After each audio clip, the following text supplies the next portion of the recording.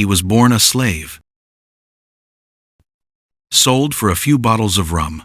Yet he rose to become one of the richest and most feared kings in West Africa, a ruler whose intelligence challenged the British Empire itself. This is the incredible story of King Jaja of Opobo, the slave who became a king, and the king who defied an empire.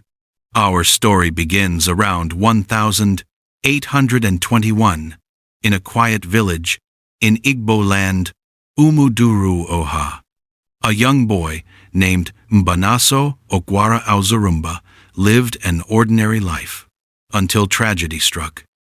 At around age 12, he was kidnapped and sold into slavery. Passed from owner to owner, he eventually arrived in the wealthy kingdom of Bonny.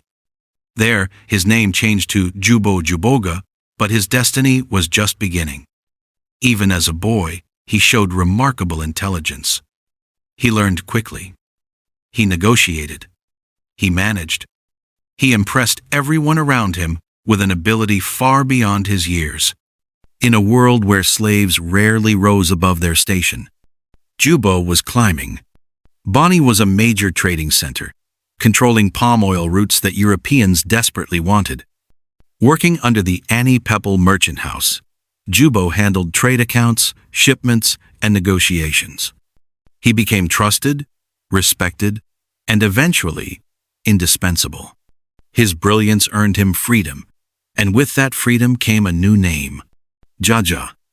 By his mid-20s, Jaja was already one of the most successful traders in Bonny.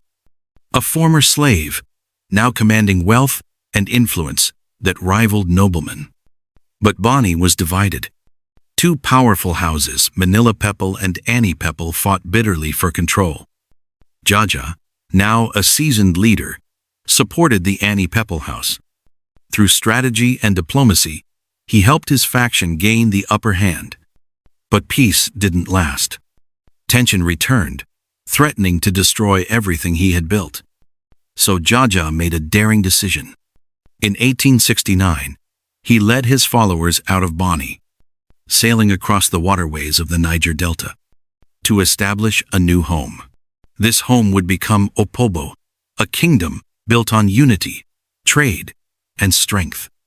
Positioned strategically along the Imo River, Opobo soon dominated palm oil exports. European traders now needed Jaja's approval to access the markets. The boy once sold as a slave was now a kingmaker. Jaja crowned himself King Jaja of Opobo, not in arrogance, but in recognition of his leadership and authority. He built a stable government.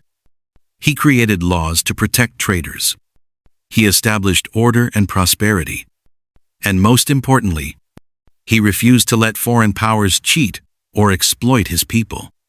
Jaja insisted that European merchants pay taxes, that they respect Opobo's sovereignty, and that trade routes remained under African control. These decisions made Opobo wealthy, but they also made Jaja a threat to British ambitions, a threat to the European monopoly, a threat to colonial expansion. To Britain, King Jaja was a man who needed to be removed. In 1887, British officials invited Jaja to discuss trade agreements aboard a British warship. He arrived peacefully, expecting dialogue. But once on board, he was arrested, accused of obstructing free trade, accused of defying British authority, accused of crimes he never committed. The British exiled him, first to Accra, then to the West Indies, far away from the kingdom he built with his own hands. A kingdom now left vulnerable without its leader. His people mourned. His enemies celebrated. And the British tightened their grip on Opobo's trade routes. In exile, Jaja fought tirelessly to return home. He appealed his case. He gained international sympathy. Finally, in 1891, the British agreed to send him back to Opobo.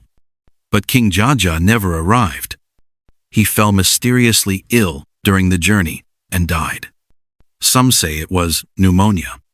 Others believe he was poisoned. He never saw his kingdom again. He was buried in Tenerife, far from the rivers and forests of his homeland. King Jaja of Opobo remains one of Africa's greatest stories of resilience. A boy stolen from his village, who became a slave, who became a traitor, who became a king, who challenged an empire. His life is a reminder that greatness can rise from the harshest beginnings. A reminder that leadership is not given, it is earned.